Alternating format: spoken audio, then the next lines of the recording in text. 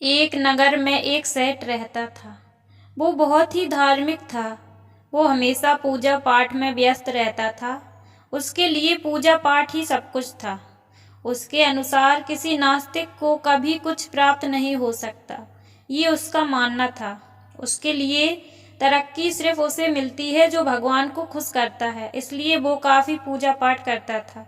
उसकी पत्नी भी धार्मिक थी। उसका बेटा बड़ा हो गया था तो उसे उसकी शादी की चिंता सताने लगी थी। थोड़े दिन में सेठ ने अपने बेटे के लिए एक लड़की देखना शुरू कर दिया।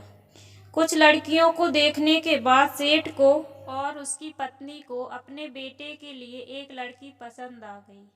सेठ ने अपने बेटे से उस लड़की की शादी करा दी। शादी के बाद बहू घर में आई।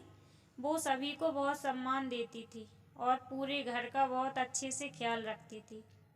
दिन बीतते गए, बहू ने रसोई का सारा काम अपने हाथ में ले लिया। एक बिल्ली थी जो हर रोज रसोई घर में सारा दूध पी जाती थी और रखे खाने को भी झूठा कर देती थी। बहू उस बिल्ली से बहुत परेशान रहती थी।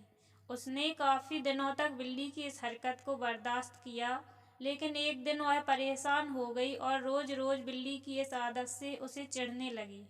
उसे बिल्ली पर बहुत गुस्सा आता था। एक दिन उसने निश्चय किया कि वो बिल्ली को डरा के भगा देगी, जिससे वो कभी वापस ना आए।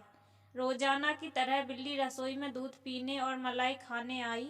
बहू को चिढ़ तो थी ही, उसने जैसे ही बिल्ली को देखा कि वो दूध पी रही है, वो आग बबूला हो उठी। बहू के हाथ में बेलन था और उसने गुस्से में बेलन बिल्ली की तरफ फेंक दिया। बहू का निशाना भी चूका नहीं और बेलन सीधा जाके बिल्ली को लगा।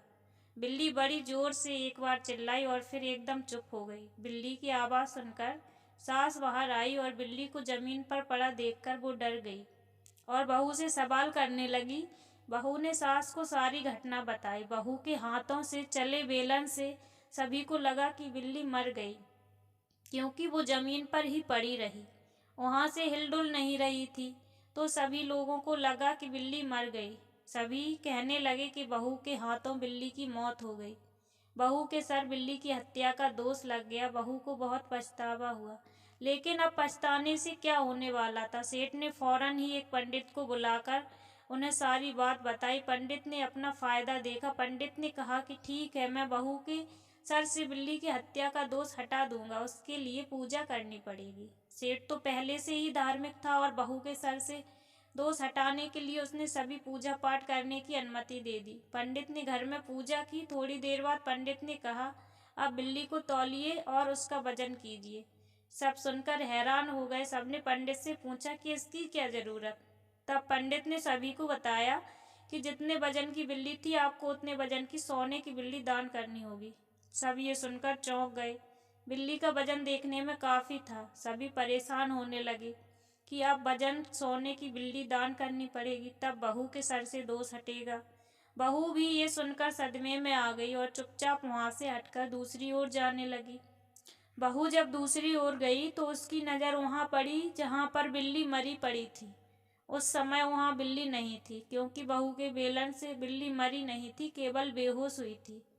ये बात सुनकर उसने सभी को बताई, तो तब जाके सब सदमे से बाहर आए और बहू ने फैसला किया कि आगे से वो अपने गुस्से पर नियंत्रण रखेगी और सोच समझकर काम करेगी।